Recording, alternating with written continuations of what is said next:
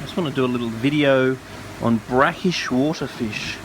Now this fella here is a Mangrove Jack, which is a brackish waterfish. A brackish waterfish is basically a fish that can live in fresh and salt water. So what brackish waterfish typically do, they're typically born at the end of a river in full fresh water, where it's very safe and it acts like a nursery for the young fry. As the fish get larger and as the amount of food that they need to consume increases, they will go down the river. As they make their way down the river slowly and they tend to get bigger and bigger, they will end up in the ocean where there is unlimited food sources for them. The adults will also tend to go back up the fresh water to deparasite, and the adults will also tend to go back up the end of the river again to breed. And you can literally pull the fish out of salt water, put it in fresh water, pull it out of fresh water and put it in salt water, because their osmoregulation system allows that.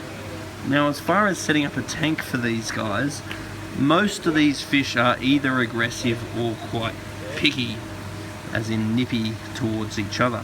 So in the aggressive category, you've got fish like this guy, which is the Mangrove Jack.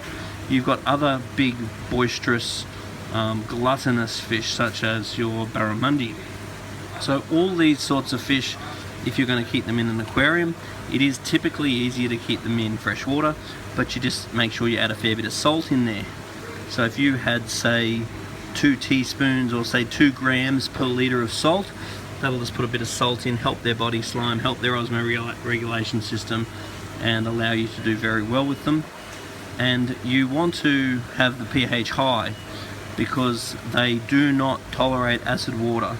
All of them want to be a pH of sort of 7.5, 7.8, and they're very happy up to sort of 8.5. So they are alkaline water fish. You also do not want to let the KH level fall too low. So sort of 4 DKH would be the lowest I'd want them.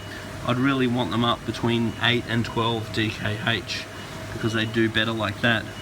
Now, as far as picking an aquarium for them, the bigger the better.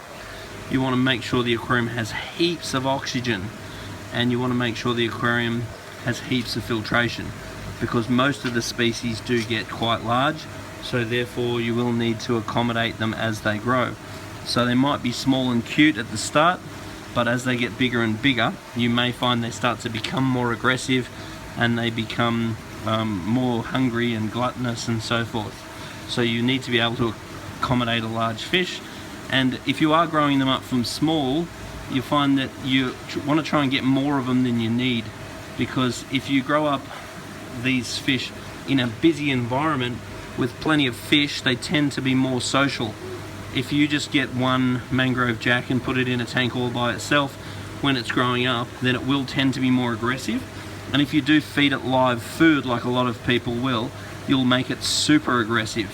So the diet that you give the fish while it's growing up and the tank mates that you have the fish with will very much govern how aggressive the fish is as it gets older.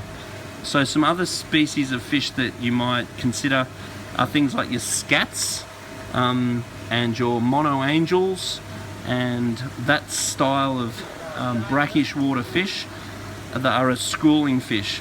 So if you just want one of them, they tend to do very well, or if you want a large group of them, they tend to do quite well. But if you have 2, they tend to fight each other. So it's really not a good idea to keep most of these fish in pairs. 3s you can get away with, but you've really got to watch. Most of these brackish water fish are very aggressive to each other, the same species. So anyway, I hope that covers some information on keeping brackish water fish.